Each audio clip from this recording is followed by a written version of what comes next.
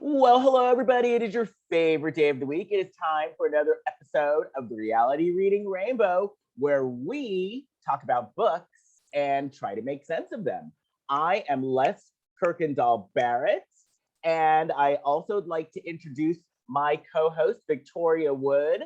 Hello, Victoria. Hello, everyone. Hi, Les. I'm super excited to be here to talk about our new book. Yes, we are talking about Dorinda. I love saying that actually. We're talking about Dorinda's book, Make It Nice. And before we get into it, we've got a couple of other things to talk about first, but I'm just going to start off with this. I was pleasantly surprised. Pleasantly surprised. Well, you guys, we're talking about the first 3 chapters in her book. We're going to get into it soon, but I was blown away. The writing alone, I think it was beautiful. It kept you turning the page. I'm like, you go, Dorinda. She's really weaving a story here. And yeah, first impressions is I'm shocked. It's good. And I'm reading this book feeling like I'm getting to know her, which is what you're supposed to do in your book, Erica Jane. We're supposed to read your book, Erica Jane, and feel like we're getting to know you and know things about you. And they don't have to be salacious things, just things. And you know, from what we've read so far, I'm kind of learning, okay, so this is how Dorinda ticks, which is what you want to get from a book like this, is how the person ticks, you know? Absolutely. I mean, it gives you insight into who she is as a woman. I mean, I found myself kind of pre-hyping the podcast, saying how excited I was in Clubhouse, but also just saying at the same time, I was debating, do I rewatch episodes with Dorinda when she first came on the show, or do I go in with a blank slate? And to be fair, life got in the way, and I was like, okay, it's forcing me to go in blank slate. Had no time to watch any episodes. So I'm going off memory, and I feel I'm getting to know Dorinda as a person, which I think is very important, because when we see these women on screen, we're getting them, you know, on screen. It's a snapshot in time and their life, but I want to know what's going on with them. I want to know what makes them tick. I want to know what motivates them. I want to know about their background, because the truth is we all watch the same show. However, we watch it through our own lens. So our experiences come out. So I'm wanting to know Dorinda's experiences, and I can say, first 3 chapters, which is like the first 50, 60 pages, she is delivering. And again, the fact that it reads beautifully helps, but also I really feel I'm getting to know her. I'm getting to know her family. I'm knowing her background. I'm knowing who she was as baby Dorinda, young Dorinda, high school Dorinda, young adult Dorinda. So yeah, I'm seeing these different facets of her, and I'm fascinated. And I love the fact that she called herself out on her drinking. She called herself out. Again, I think Dorinda really is dishing with this book. Erica Jane, take notes, okay? Because Erica. I'm gonna be real. Whatever book Erica writes next, I'm gonna snatch that off the bookshelf and I want to read it. Yes. However, I highly recommend you get a new ghostwriter. I'm sorry. But also dish, like really tell us your story. This is it. There's no need to gloss. Take a leaf out of Dorinda's book before you write your book. Buy Dorinda's book and read it. And you know what? I remember before saying that, how do I put it? Talking about the ghostwriter of Erica's book. And I remember before saying, well, you know, you can only use what they give you. True. But I've kind of changed my thought on that, because as a ghostwriter, isn't it your job to get stuff out of them? Well, you're supposed to definitely help. And even if they just give you what they give you, right, you're also supposed to craft it, organize it. because I can give you bits and pieces of my life. I'll call you or email you and, oh, I just remembered this when I was 5. And then, oh, I remember this when I was 12. Oh, I remember this when I was 7. I don't have to deliver it in order. Right. You think up your ideas, you share your stories, you verify with others if they're available. It's always good to, kind of get a secondary source to verify some stories, especially when they involve other people. But then it's the ghostwriter's job as well to organize it, to structure it in a way where it flows. And that's where I feel Dorinda, again, just started reading, we're not through, and I'm trying to read slow so I can give you my live reactions. But so far, Dorinda's book, it flows. Oh yeah. I'm getting chronology, I'm getting vibe, I'm getting, so that's the job. I feel with Erica's book, not only did I get no substance, but I wasn't interested. It never kept me turning. It didn't grab me. There was no hook. Dorinda has a hook, and she's doing it very well. The only thing that Erica's book is going to be good for is being used as evidence to implicate her in court. Okay, that's some shade I'm happy to throw too, because all this woman's talking about is how expensive it is to be her. And it's so funny because now we're talking, I think said ghostwriter was or made a statement or an article in defense of saying, she really didn't know anything based on, I guess, the information he received to write the book. But that's a whole different story. Said ghostwriter who has been on this podcast. True. So, true.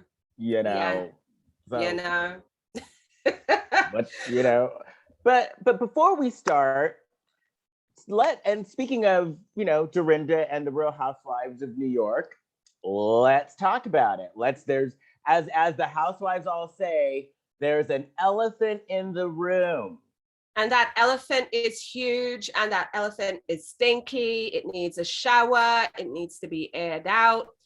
I was going to say disappointed, but I take that back. I remember when the announcement was made, and I got the announcement first from Club Bravo's Instagram, courtesy of Dave Quinn. We talked about it in the Club Bravo room.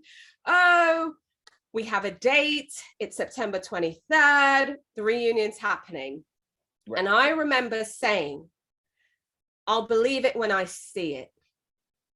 I'll believe it when I see it, because everything, and again, I know it's the most used word since COVID, but everything about this season has been unprecedented, right? From the way they taped it, recorded, did their edits, even down to the addition of a new housewife, a new friend, the fact that the season ended with no reunion. That has never happened.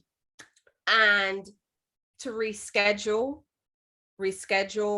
it's happening, it's not happening. The first thing I said was, I'll believe it when I see it.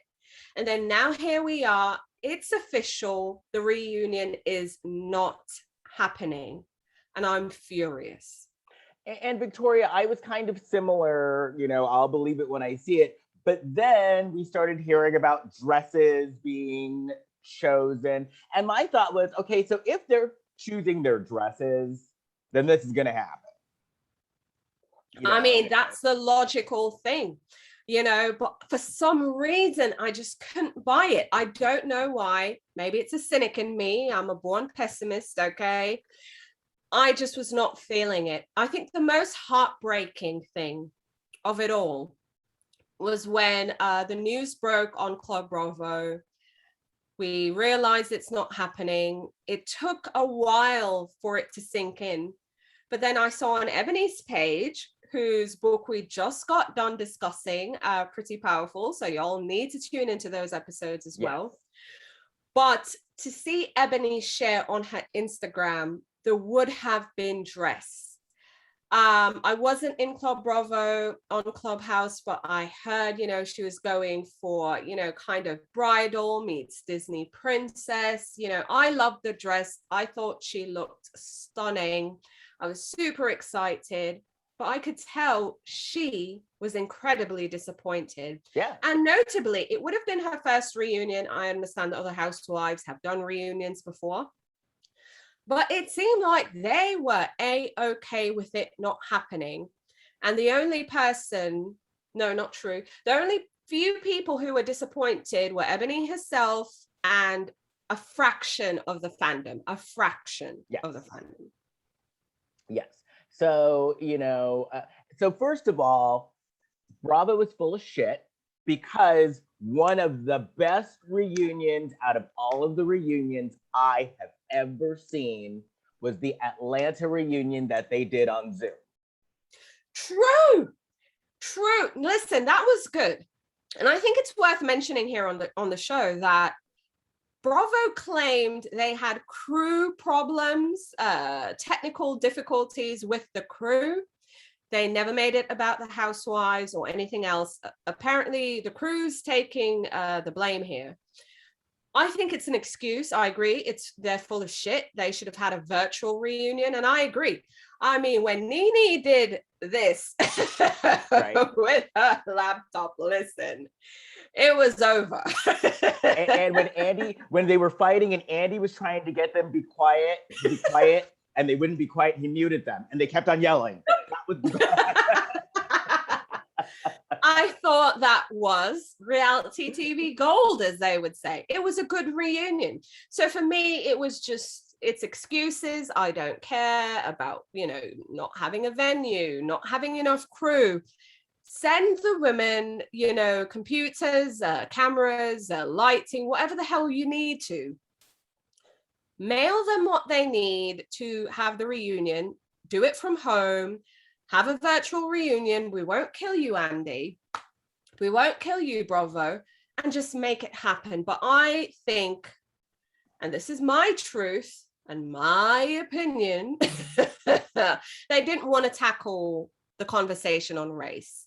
They were not equipped. I already know Andy's not equipped, but I don't think the network itself was ready, equipped to have the conversation. See, I would much rather them have a conversation and it be flawed, because the truth is no one's perfect. The world's not perfect. I'm not expecting us to have a utopia, right? But I would rather have a conversation that is flawed as opposed to having no conversation. And I think that's where Bravo went wrong. And I think it's just foul, them not having a reunion.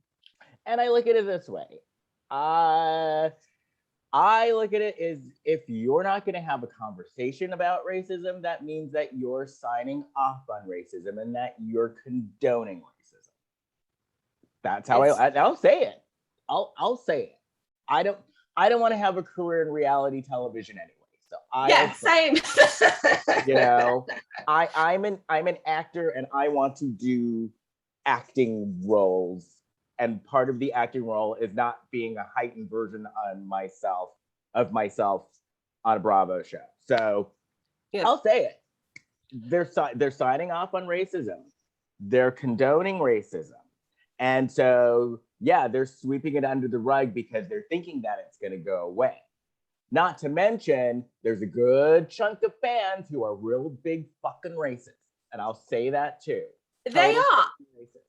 They are. And I feel, because again, I can acknowledge that I might be in a bubble myself, but when I step outside the bubble, I'm realizing folks are happy the reunion's not happening. They're saying it was a shit season.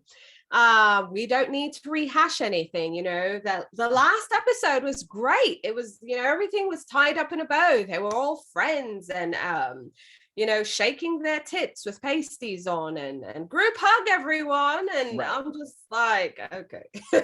So on Clubhouse, I remember saying, when we were discussing this months and months ago, my thought was, I bet that they're trying to create this narrative and they're trying to tell a story. And so I go, I bet you the very last episode it's going to be like, kumbaya, everyone's getting along. We've solved racism. It's done. And they proved me right. 100%. I actually remember you saying that. And so I think in their eyes, that group hug meant, okay, there's a group hug. We never need to talk about this again. True. And I guess the $1 million, I agree. I think for me, the $1 million question is, where does New York go from here? Like, where do they go from here?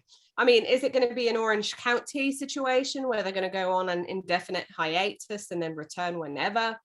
Are they going to bring Miss Dorinda back, who we're here to discuss? You know, is Ebony going to be there? I mean, I think that's my big question, you know, and even putting casting assumptions aside, I mean, where does the franchise, where does New York go from here? Well, in my eyes, after this, the Real Housewives of New York is tainted. It's tainted. And I didn't know if I could ever enjoy it again. I mean, you know, it's a beloved franchise. I'm just trying to think, what are these execs thinking? What you know, what's production thinking? I just, where do you go from here? Well, if it's beloved, I guess I've fallen out of love and I'm getting a divorce. We're getting a divorce. Now, if Ebony comes back, if they give Ebony another shot, yeah, okay, you know. See, I'm a firm believer every new housewife deserves at least 2 seasons. You need that first season, and then you see yourself. And then you need that second season where I'm not saying you're a pro, but at least you have an idea of the unknown. Right. Unfortunately, Dr. Tiffany Moon was not given that opportunity. I mean, Dallas is on pause. Forever. You know, Ebony now, no reunion, and we're speculating where do we go from here. You know, I just, yeah, you know, I don't know. And luckily, you know, yes, this is a podcast that centers a lot on Bravo, but luckily we're talking about books, so I don't have to watch the shows that I don't want to watch.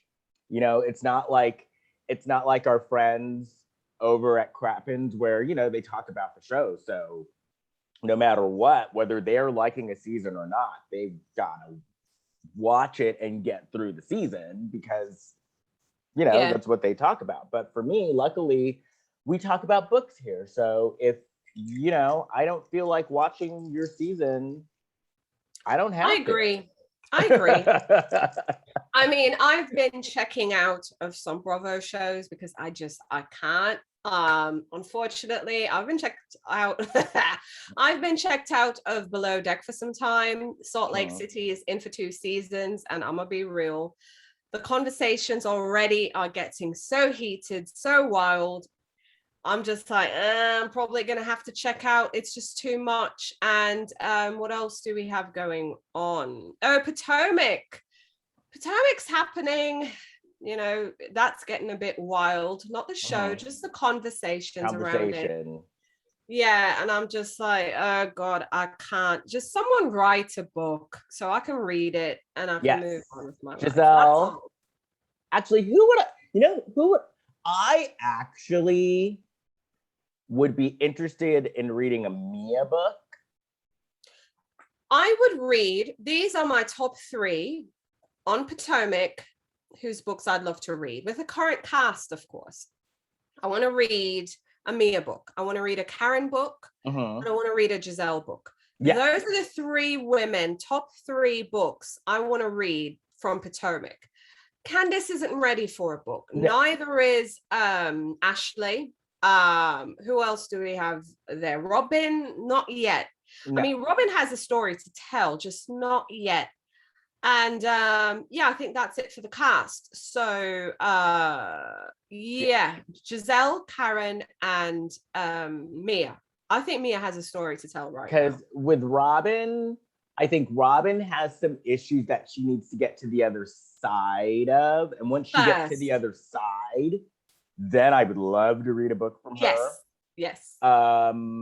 Candace needs to focus on getting real management and a record deal first. and getting someone who oversees her video shoots that makes sure that the props show up, like the cars from the last one, and that, you know, they have basics on a set like craft services and makeup. Just saying. Then I'd read her book. Candice needs to work. I'm gonna be real.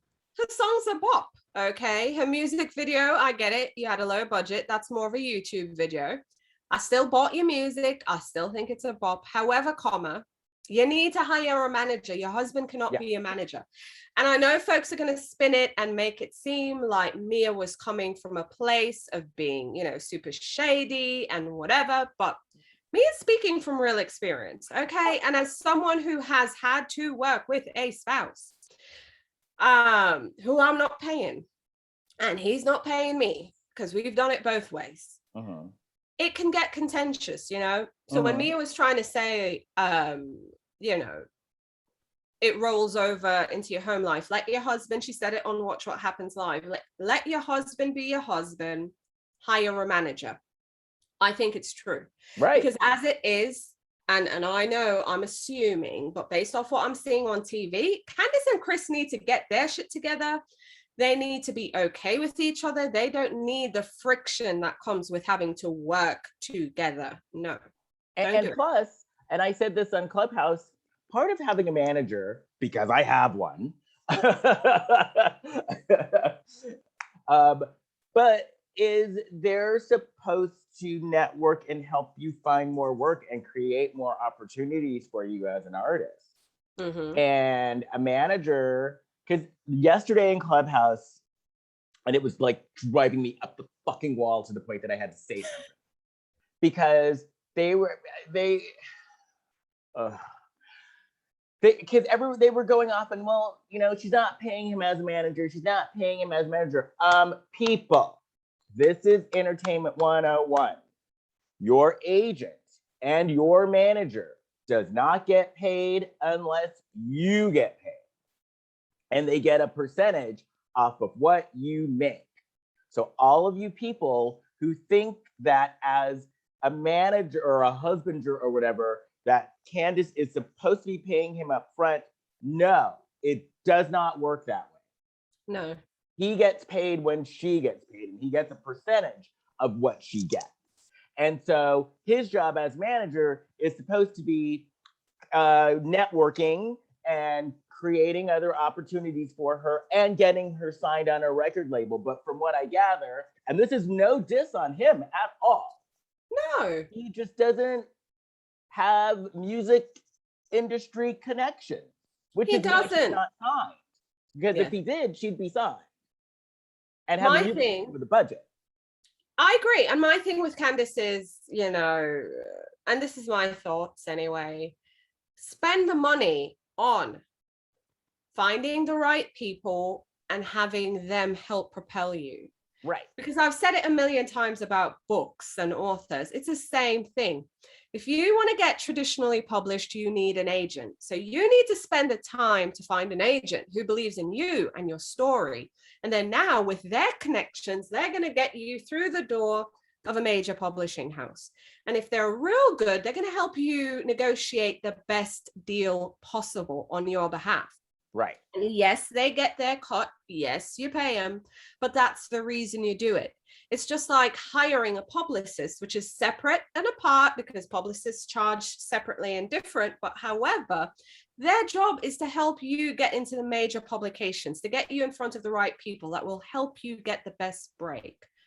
No diss to Chris, but if you don't have those connections, you're not going to be an effective manager. Right. I don't think Chris was a manager. I've been describing him as a personal assistant. Exactly. And there's no shame in that. There's no shame. What he's been doing is making the phone calls, making the appointments, scheduling this, booking that, making sure the makeup shows up, making sure this, but that to me is more personal assistant, not a music industry manager, not a publicist trying to get you press, not an agent who's trying to get you through the door of record labels. If you want to write a book, a publisher, none of that.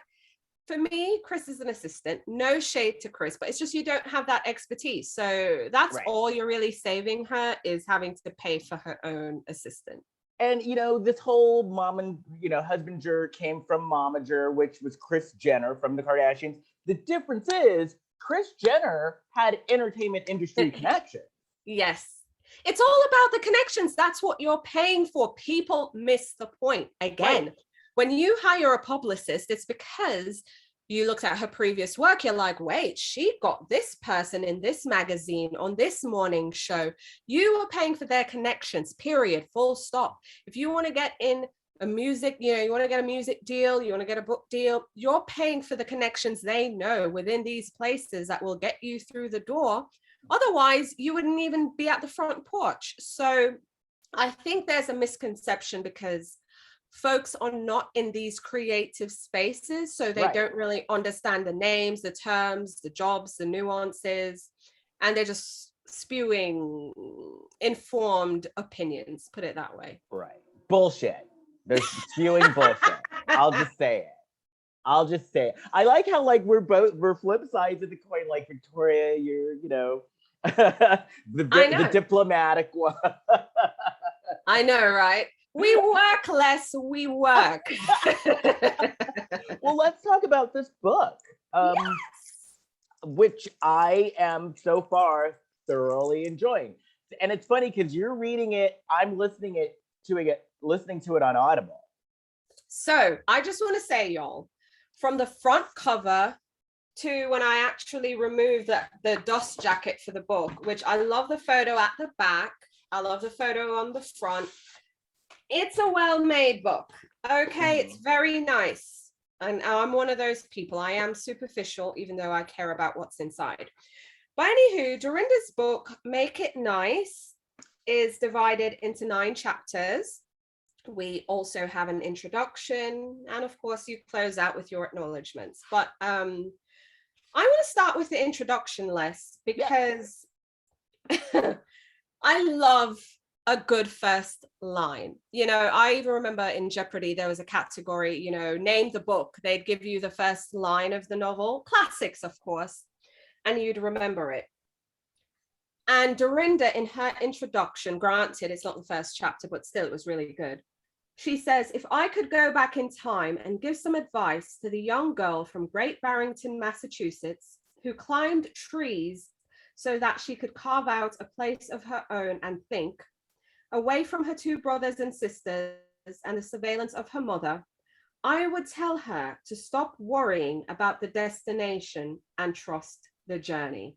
That is legit the first sentence in her introduction. And I was like, wow, okay, I'm in for a ride. Right. She goes on to say, the basic stuff that we learn as we age, to not be afraid of falling short or taking a misstep, to embrace life as it happens. And she also says, I would tell her that a person is shaped as much by their failures as they are by their successes. And I'm like, okay, this woman isn't sugarcoating shit. She's going to give us the good. She's going to give us the bad. She's going to give us the ugly. And she delivered. I loved hearing in her intro that she lived in many places. I mean, I knew this, but just to kind of read it. She grew up in Great Barrington. She lived in New York. She lived in Hong Kong, Australia, Paris, Vienna, Germany, London. During that time, she's worked at many places, from creating businesses. I mean, she was an aerobics instructor. She worked at Liz Claiborne. Her first job was at an advertising firm, I remember reading. And she had a full life. So even prior to coming on Housewives, this woman lived to some degree. She had some real experiences, and she admits that, in her personal life, even though her first husband and her, they didn't make it together, they had a daughter who she's very proud of. And they had what they call a blended family, because even though her husband remarried and she remarried, they had great relationships. And she said it was a great step, or it was a great testament, rather, that when her second husband was dying, her first husband was actually there. at his bedside.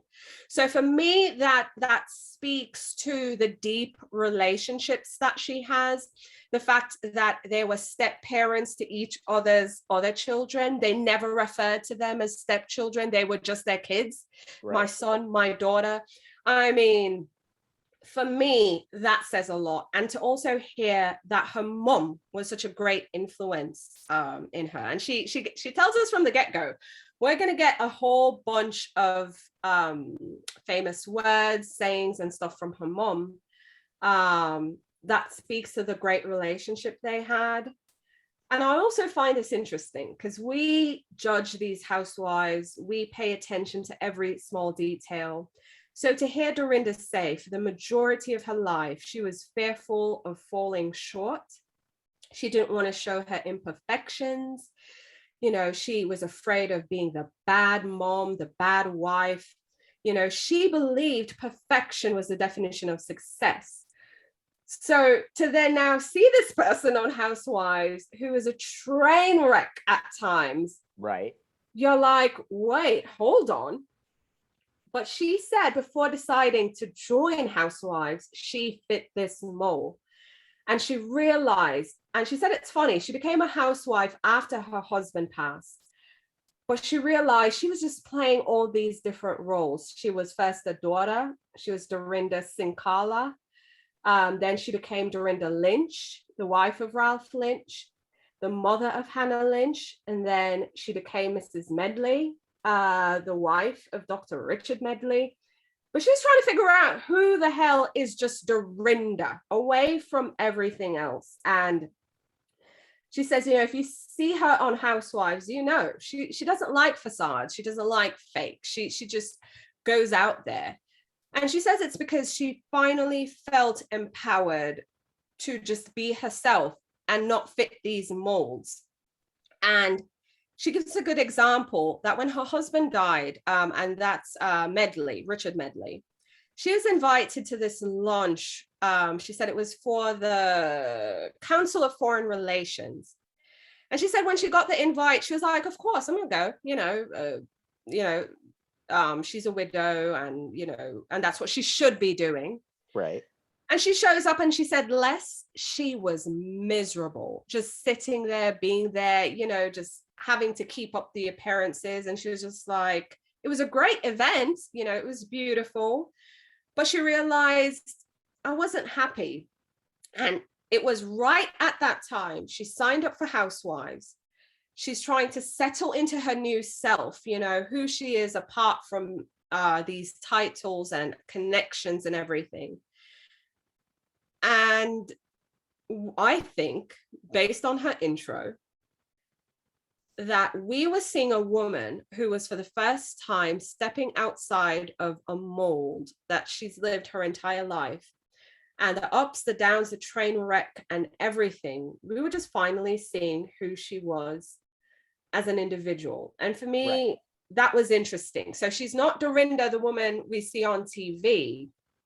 This is just Dorinda, not married, you know, not mothering, not being a daughter, not thinking about anything, just being. And I'm like, what a place for you to go discover yourself. Right. Housewives.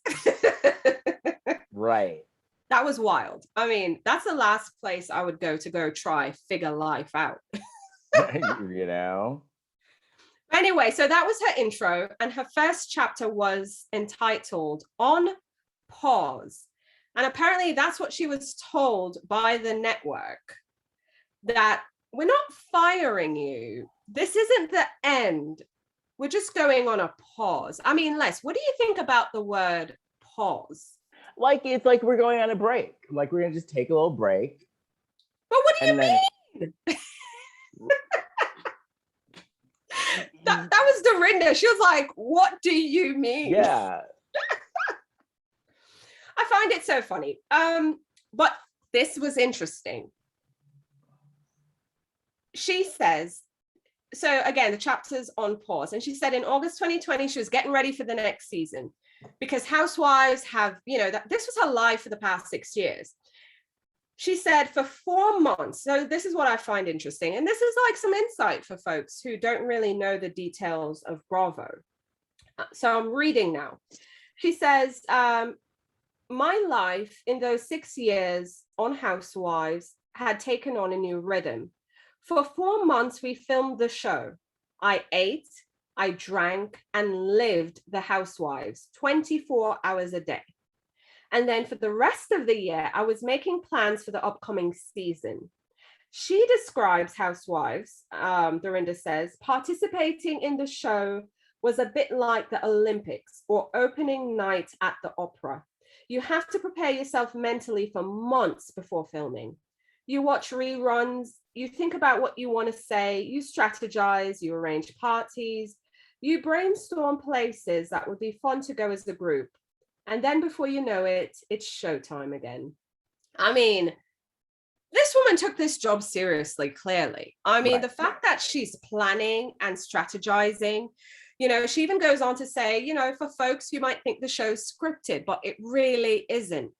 She says, you have one shot to get it right. And she says, for all your planning, all the strategy she's talking about that you do, it usually goes all down the drain in one go. And I found that very interesting because she was even saying that when she said, not well, bitch, you know, that phrase people keep saying with Dorinda, it wasn't planned. It just happened. And she said, sometimes you say things you never intended to say or ever meant when you said it. You know, you're being reactionary in the moment. But she says you have to go along with it or else you'll be eaten alive. Housewives are like sharks. They can smell blood in the water, so you better be sure not to bleed. I was like, damn, Dorinda. It makes sense to me. I know. I mean, she goes on. She's like, you know, for a brief period, you think you're in a parallel universe. The camera crew, the production staff, and castmates, it becomes your whole world. It's like you're insulated. And in a weird way, you know, that kind of makes sense to me.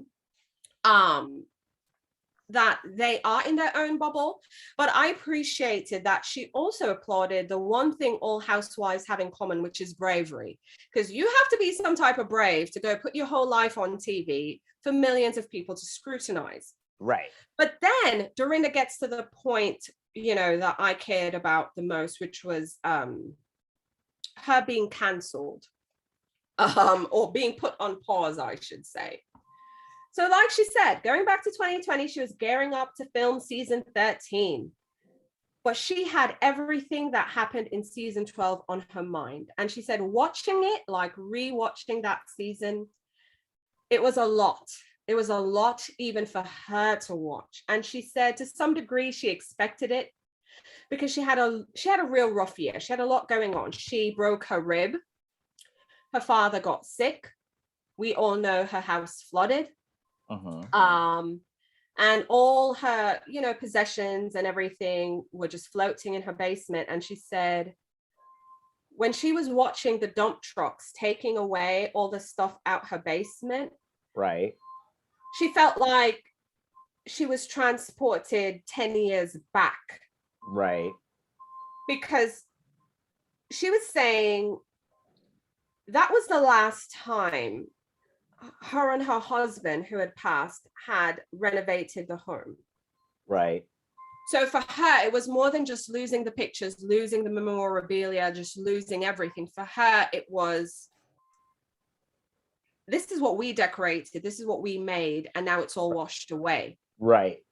So everything was falling apart, and now she had to redo the home that they did together, but this time she had to do it alone. Right. And she was really falling apart, even with her mom and, you know, folks saying to her, you can't be this way, you're getting ready to go film. But she tried to pull it together, redid her home, start over. But also her long-term relationship, that ended. Right. You know, her then boyfriend, John, that whole thing, because she realized that relationship wasn't going anywhere. So when she went into season 12, it's fair to say she was a train wreck. Bravo never gave us that context, though. I'm so sorry. I'm sorry for interrupting. No, I was going to say Bravo never gave us that context. And for me, that was sad. What I found was interesting is when she broke down, she was married to her first husband for 6 years. She was married to her second husband who passed away for 6 years. And she was with John for 6 years. So they were all like same amount of time. You know, I remember her mentioning something about sixes somewhere. I think she mentioned something about that number. I don't know if I have a tab there, but I just remember, you know, her mentioning something about that, noticing those numbers in her life. But she said to her friend, right, season 12 wasn't her best season, but the next one's going to be better, right? Uh-huh.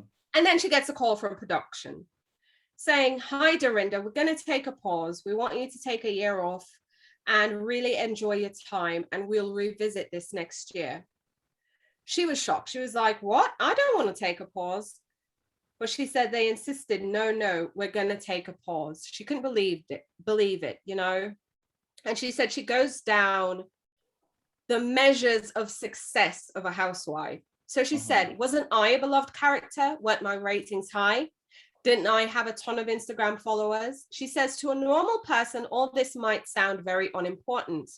But in the land of reality TV, these are the measures of success.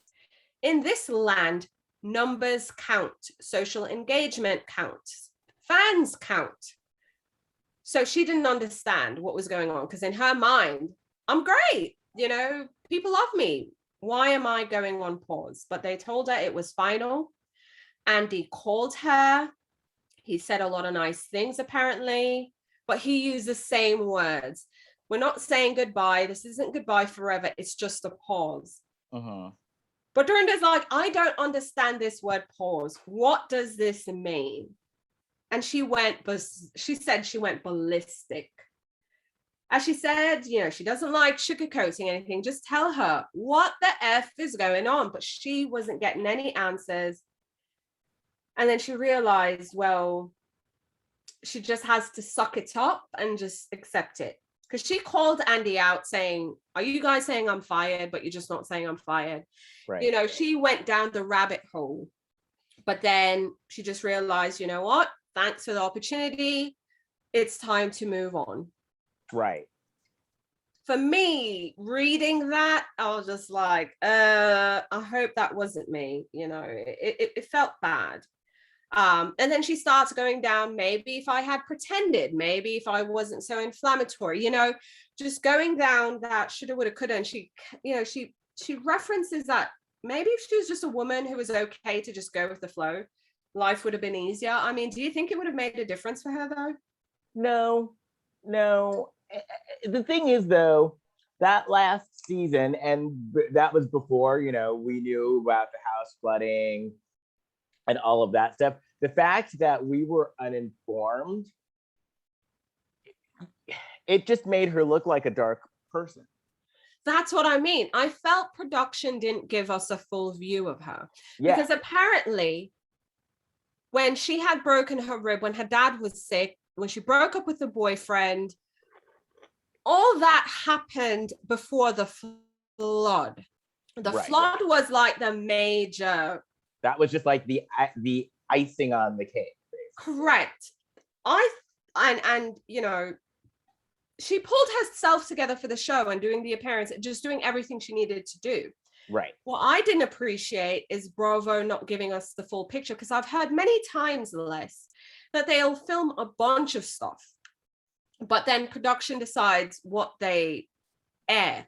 So your mother could have died, you know, God forbid, knock on wood, but it's like, if they don't think it's relevant and then now you're grieving and you're being a bitch and you're just going out, if they don't feel like giving context to you, they just see you as a raging person against your cast member. Right. So people, I would have wished, that's all I'm going to say, is that they would have given Dorinda a rounded closure. See, we complain about what they do and what they don't do for like Ebony and other cast members of color.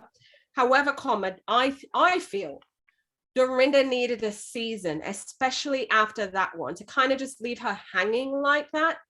Same. The fact she put on a good face, she redid her home and she's pushing through and she was doing all this. they should have given her an opportunity for us to see her as a full woman, that I know I was a bitch. I know I was raging. I know this was crazy. I was but drinking. this is why. But this is what I've been going through. And give her that opportunity to reflect and say, and speak, go on her apology tour. Right. And explain at the same time, this is what I've been going through. So I was happy that by the end of that chapter, she said the shock of going on pause wore off. She realized she wasn't a failure, that indeed this might be a bit, this might be having some freedom, because when she really thought about it, she never had a pause on her life, because right when her husband had passed, she just got the opportunity for Housewives. Right. And so it's like, yeah. So it's like Dorinda's just been on this freight train, just going, because y'all know it takes forever to stop a train. And she was just going. So the fact that she was able to realize, okay, I'm not a failure. I've never had a pause in my life ever. Maybe, just maybe, this is a good thing.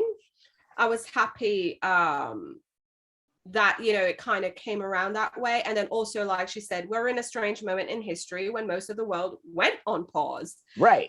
Because of the pandemic. So, and that's what I actually called, that's me personally. I called it the big pause. That's what I called it. Like the world. I agree. But in the end, the end of this chapter anyway, she said she doesn't know what's going to happen. She has no idea what the future holds. Neither of us do.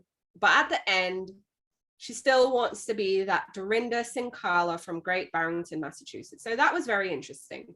Right. And that was the end of chapter 1. Chapter 2, in summary, though, was entitled Home. And that, for me, Les, was my favorite chapter so far. Again, haven't finished yet. I'll give my verdict at the end. But for right now, of the first 3 chapters, Home was my favorite one. This is where we get to know Dorinda. We get to know the girl Dorinda growing up. I mean, she said she was born in 1964 to an Italian mother and Polish father. And I loved how she says, her parents met at 18. Her dad saw her mom walking down the street saying, oh, she's such a beautiful woman. I want to, get with her. And within 8 years, they had 4 children. There was Johnny, Dean, Dorinda, and Melinda, and they're all 2 years apart. And again, born in 64, let's stick a pin there. And I loved how she said, growing up, we weren't raised as individuals in the way kids are today. Like everyone's catered to. Oh, this one's quiet. This one's outgoing. I mean, I didn't grow up in a big family like Dorinda. It's just my sister and I. It's just us 2. But we weren't raised as individuals. Right. We're just all lumped in one, especially even when cousins were over or staying with us and stuff. So, I could relate to that. And basically she's saying we didn't have options like the kids do today. Her mom was the captain of the ship, as she would say. So her mom ran the household. It was very traditional. Her dad worked, came home with a paycheck, and all these things. And she said, we never challenged our parents. So I found it very funny. She said they'd go to a restaurant, all of them, and they all got the same thing all the Veal time. piccata, right? No, wait. The first one she said was veal cutlet Parmesan special. That was the first thing. But there was another meal she referenced later. And she was saying that her siblings would never be defiant to their mom. And she gave us an example. I don't know if you caught this, Les, when she said she saw a child pull down his pants and showed his bum to everyone in Starbucks. Yes. And she said that wasn't horrifying that the child did that. She was like, no, that's normal. But it's when the mom stooped down and said, no, use your words, she about died. Because my mother would not be telling me that, I tell you. So it was very interesting to hear about her brother. She said there was Johnny, who was her eldest brother. She talked about how her mom was paranoid about them being kidnapped, and when they would go out, but I think she said she was closest to her second brother, Dean.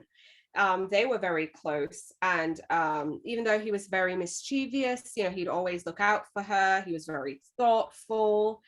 But Melinda, who is the baby, they're polar opposites as sisters, but apparently they were very close. And she said, even though they were both girls, and even though they shared a room together, like that wasn't enough, but she felt growing up, Melinda always saw her and understood her the way her other siblings and her parents didn't. She had the traditional upbringing. They went to school, they went to church. It was just very, very nice kind of getting that insight. And how she said, they never had a lot of money, but they were comfortable. Like they were just okay. They were happy-go-lucky kids. They had their grandparents down the road.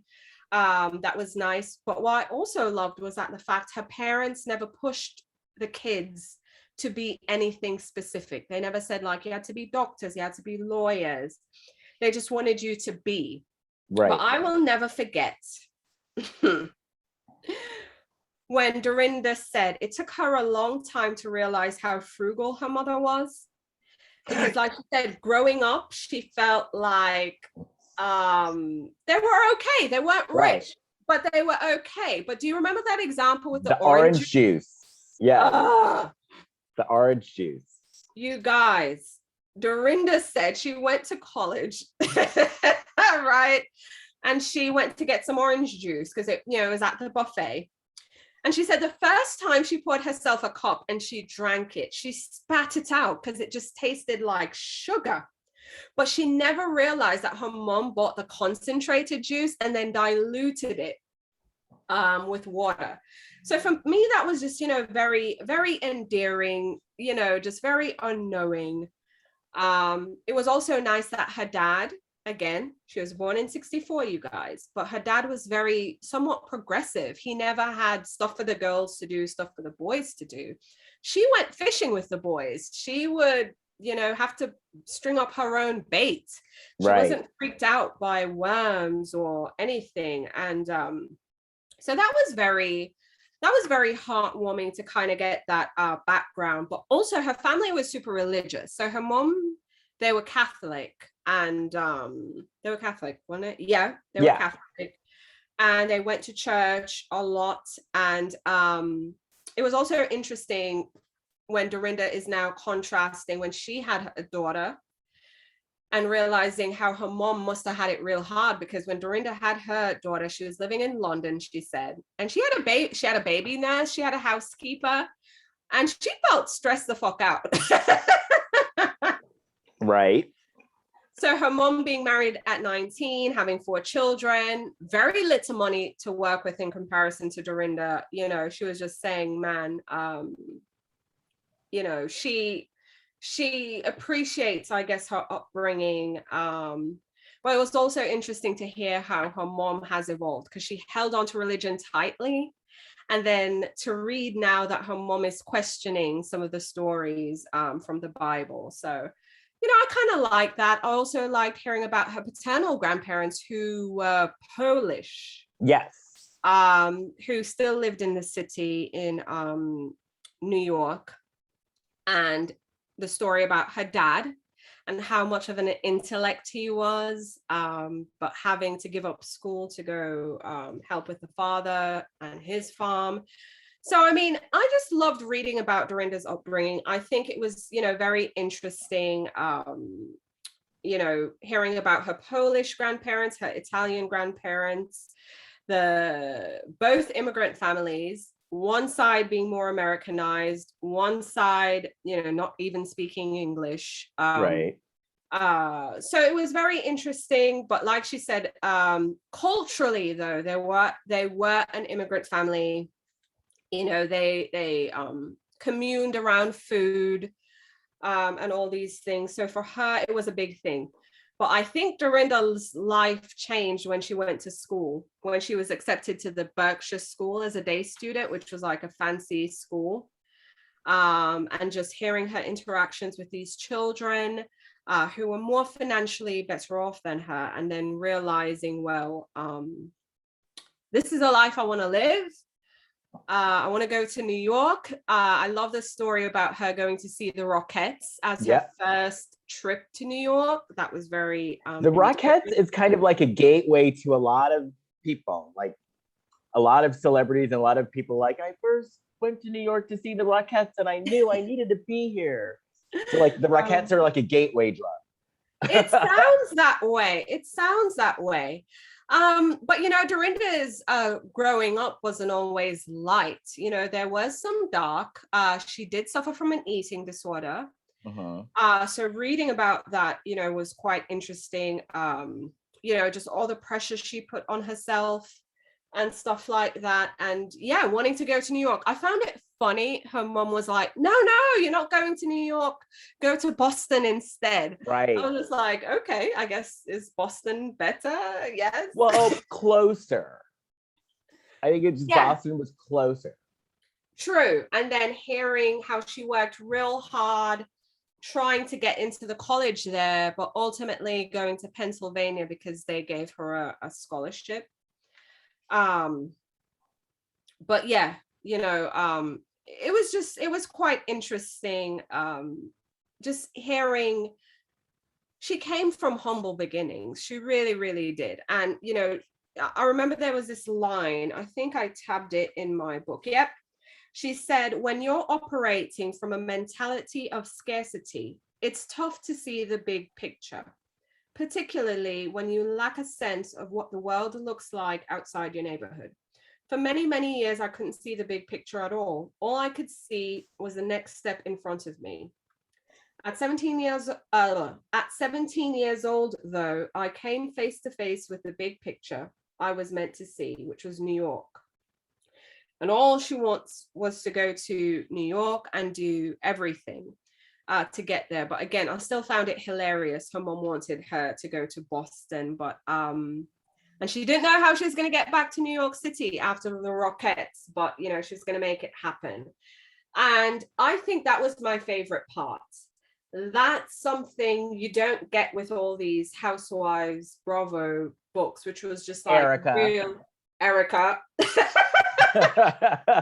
Which is like this real in-depth story about her upbringing. Like, I felt like, okay, this is a girl, you know, I would probably know in my small town and wanting to leave. So yeah, it was just so funny reading about that. And again, she was just your average everyday girl. So that was my favorite chapter. Did you love it? Yeah, I like, yeah, and I was kind of like, I get her. Like, I get her. I get her. I also appreciate how much of, you know, how driven she was. It's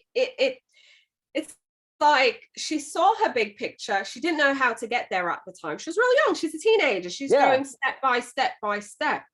But it segues into the third chapter, which is entitled The Bigger Picture. So again, this is where I pause and I'll say, the structure of this book flows. Remember, she ended by saying she couldn't see the big picture, you know, especially as someone who's operating from a position of scarcity. You know, she had very little. Right. She didn't have a, what do you call it, safety net. She never had any of that, financially anyway. But now the next chapter is big picture. So when I tell y'all this book flows, it flows just from a reading books all day long. It flows.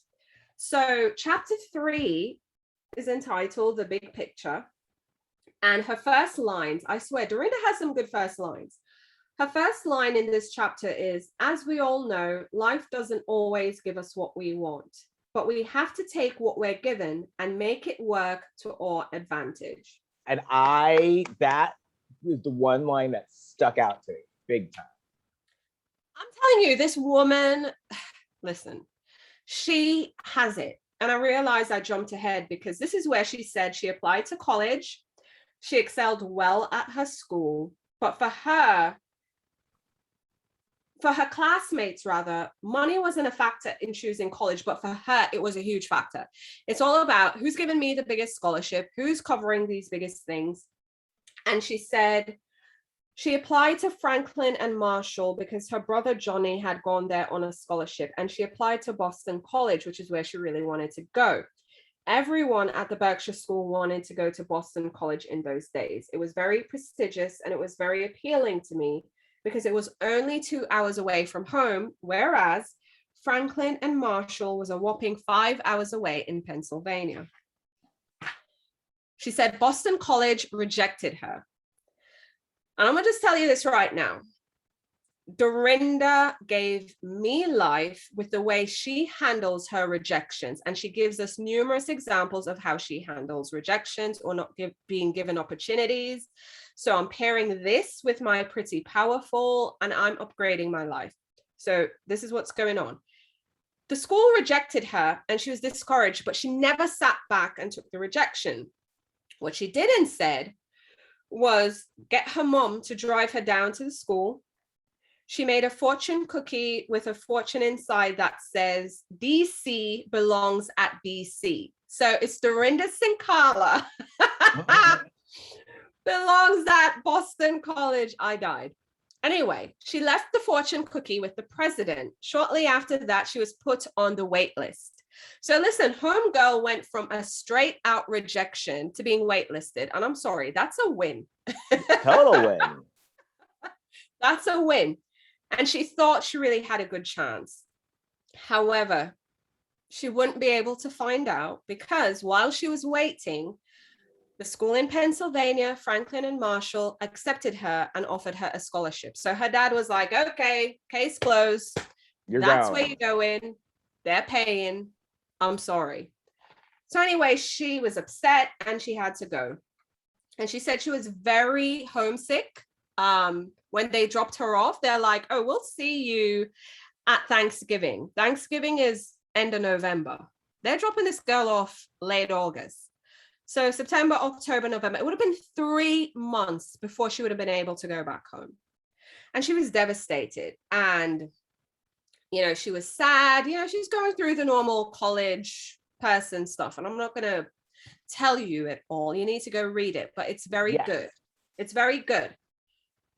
But she says if she didn't go to Boston College, she realizes now it was a blessing, because if she never went, she would have never met June, who turned out to be a very good friend, who is still her lifelong friend.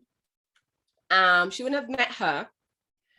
And because she would have gone home every weekend, and just her life and her experiences wouldn't have happened that way, because she would have gone home because it's easy. So sometimes for her, she's saying she realized going to that school turned out to be the best thing that ever happened to her. Dorinda also tells us about her first love, Billy, which I'm not gonna talk about that, but I'm just gonna tell y'all, it's good, it's bad, but it's very real. Okay? Les, what did you think about Dorinda talking about Billy? What did you think about that relationship? Let's just say that Billy was a player. Player. Billy was a player. Because the part when she was like, well, there was me, but then whoever else. And I think she worded it like that, and whoever else. I'm going to be real. When I was reading that, I felt Dorinda. You meet that person, you think you're going to be with them, and then shit doesn't work out. The truth is they're toxic, or they're not good for you, or you just know it's not going anywhere. Many different variations of Billy's out there. Right. But it's like gravity. You just keep getting pulled back there, and damn well. Huh? Because it was exciting. I know. I mean, that's the only thing I can think of. But anyways, y'all need to read that story about Billy. I'm not going to tell y'all, but here's the funny thing. After she graduated, she realized I wasn't meant to study law. I love fashion. And she ended up, because she wanted to go to the city. So she ended up saying, you know what, I'm going to start a career in fashion. And the first thing she did was sign up for the Macy's buying program. I mean, I found that very, again, just relatable. She's just like your everyday girl. Right.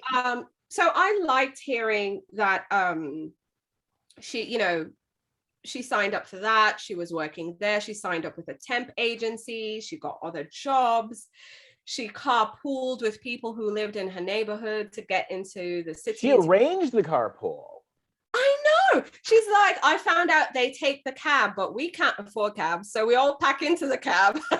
Right, because none of them had enough money to actually take a cab. So she like organized it so that she and all of her friends would catch a cab, and it was almost like a bus. The cab. I know. It was really a bus. I like that. It was really a bus.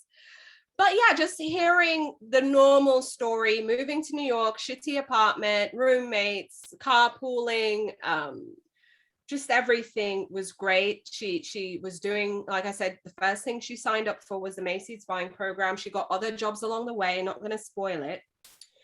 But the one thing, and this is why I say Dorinda is giving me life, because she knows how to handle a rejection. And I'm only going to tell you this story because I think it's super important, you guys, is when she saw a job offer at Liz Claiborne. And back in those days, and I know this to be true, when you would interview and they put an ad in the paper, right? Especially your first couple of jobs. And they were still doing this in the 90s and late 80s, 90s. So I know folks out there know what I'm talking about. You would show up and you'd be in a lobby and there's a bunch of people there all interviewing and you're just being called in one after the other, after the other. I mean, this could be a basic job as a receptionist. That's what they did. So Dorinda's there sitting, waiting, right? She made an effort in her appearance and ready for this interview. And someone comes out and say, well, interviews are over. We're done. And Dorinda's like, wait. I didn't get interviewed yet. I want this job. And I'm just going to say, and I'm not going to say the outcome to not spoil it, but Dorinda kept showing up, okay, to try and get an interview. This is the perseverance this woman has. And I'm going to be real, Les, I respect it. Oh, I do too. I do too. I respect it. I also respect that when she got her first bonus, she made a huge mistake. But what I loved about it was when she called her parents, told them what happened, and she moved back home. I'm not going to spoil it for y'all. But when she told them what happened, her parents were very non-judgmental. And that's very rare, especially for parents of a certain generation. Yeah, like ours. Because, Les, if it was my mother, I'm going to be real. I think my dad would be a bit more lenient. But my mom, I wouldn't hear about it till I wouldn't, you know what? I would hear about it to this day. I'd still be hearing about it. Remember? Yeah. It could have happened to me in my 20s. I'm in my 40s. I'm still going to hear that shit. It is wild. So for me, it was nice because she said, when I went back, they didn't judge me. To them, I hadn't failed. It was just part of the process. I'd fallen off the horse and now I was going to figure out how to get on the horse again. I'm like, Dorinda, give me your parents. I want your Seriously. Anyway, that was a learning experience. And I liked that she said it helped her to learn, to grow. And it helped her to also become the successful woman she would become and would continue to be. And she said at 25, she knew if she kept working and putting herself, in a certain position, she would grow. This woman started saving, being frugal, and she was very intentional about meeting a partner. And that's where she leaves us at the end of chapter 3. She said she was determined to put herself together, both financially, in her career, and especially when it came to dating. She said, I was determined not to waste time dating people that were wrong for me. I knew the kind of man I wanted, and I wasn't going to settle for anything less. She wanted a responsible, loving partner who valued family, religion, and finances like I did. At 25, I was done dating for the sake of dating. I wanted to find a husband. And she said, I hear so many women complaining about their partners, but they have chosen those partners. If you know you want a steak, you have to order a steak. You cannot order a hamburger and then be upset when it turns out to not be steak, people. Boom. Boom. So all I'm gonna say is Dorinda was dropping some gems here. And she said, if you're still single and you're waiting for your ideal partner to enter your life, that's good. She says, keep waiting. Don't settle for less. She said she waited a real long time until she met her first husband, which was Ralph Lynch. I'm not going to tell you where she met him. It's in the book. Go buy it.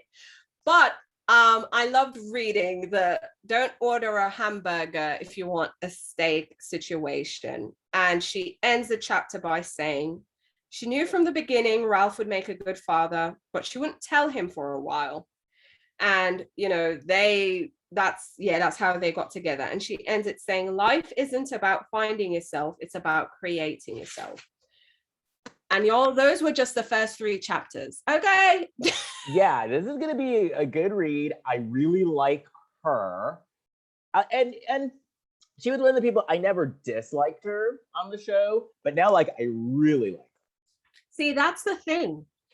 I feel even the harshest Dorinda critic, when reading this book, they can say, I know her. I can relate to her. She isn't far out. Okay. I think, again, the book flows beautifully. It's very well written. It's organized well.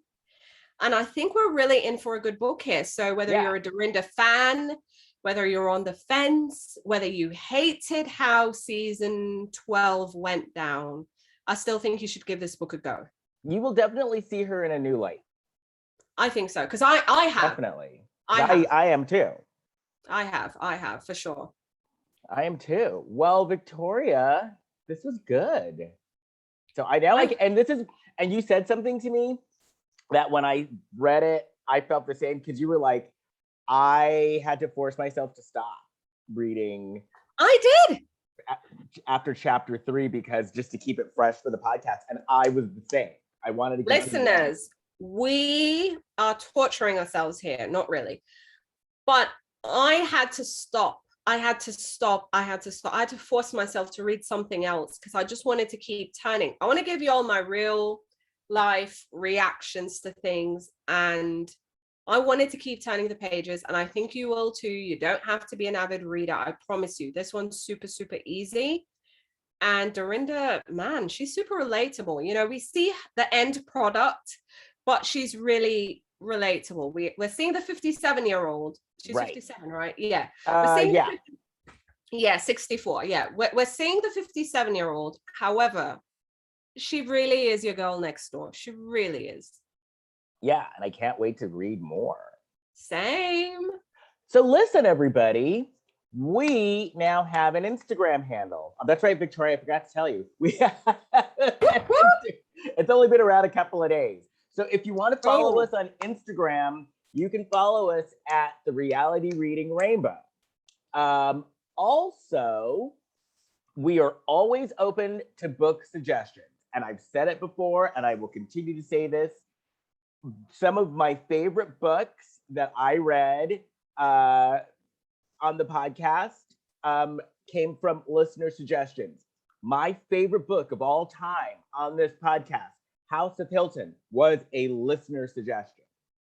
So if you suggest books, we will read them, because like a lot of times your suggestions actually broaden my scope. And if you want to make a suggestion, you can either go to our Facebook page, which is The Reality Reading Rainbow on Facebook, join the group, or you can send us an email at therealityreadingrainbow@gmail.com. Victoria, do you have anything that you want to promote? Yes, you guys, and this is probably news for less too. I launched a podcast, you guys. Yay! I launched a podcast. It is called The Reader's Couch. So The Reader's Couch, it's a weekly podcast. That's what I'm doing now. And I'm bringing you some lively conversations with some awesome authors. I plan to bring some bookish personalities as well and just people in the book world. But for right now, I'm interviewing authors. I'm having a blast. My Yay. first 3 episodes are live. I have a historical fiction author, I have a romance author, and I have a real good literary fiction book. That's episode 3, Emily Itami. It's so good. And I actually have an interview lined up with the book I think everyone should read. It's coming at the end of the month. The book, however, I'll tell you right now, it's Assembly by Natasha Brown. Yay. She's a Black British author, but I'm telling you, it's a short novel. It's 100 pages. Oh, but good. It is fire. It is fire. And yeah, if you've been loving the conversations with Les and I think you'll really appreciate this book. It's not Housewives, but it's hella good. So I'd appreciate it if you guys subscribed to The Reader's Couch. Yes. I'm on all major platforms. I'm also on social media at The Couch is Booked. So you can find me on Instagram at The Couch is Booked as well. And yeah, I'm super excited about the Bookish podcast. Yay. And we've got to promote it every week here. And while you're checking out other podcasts, I actually have a few other podcasts as well. If you are a fan of movies on Hallmark and Lifetime, you can check out my podcast, A Lifetime of Hallmark, where my 2 co-hosts and I talk about movies on Lifetime and the Hallmark channel. We switch off. So 1 week is Lifetime and 1 week is Hallmark. And we try to make sense of them, and it's a fun time. And sometimes we get some of the writers of the movies and some of the actors on the movies to come on as well. So it's a lot of fun. And if you are a soap opera fan, I have a soap opera podcast called Les Loves Soaps, where I talk about your favorite soap operas in the United States and the United Kingdom. So I talk about Days of Our Lives, Young and the Restless, The Bold and Beautiful, General Hospital, EastEnders, Emmerdale, and Coronation Street. So check that out as well. And by the way, if you are a Days of Our Lives fan, Marlena gets possessed by the devil this week, and that storyline is coming back. So you better watch and tune in. Whoop, whoop. And that's about it. So I'm looking forward to reading these next 3 chapters because so far Dorinda is not disappointing us at all. Wouldn't you agree? I would agree. Dorinda is giving us life, I feel, in this book. I'm really excited, you guys. Next episode, we'll be talking about the next 3 chapters, and I can't wait. All right. So until next time, keep reading. Bye. Bye.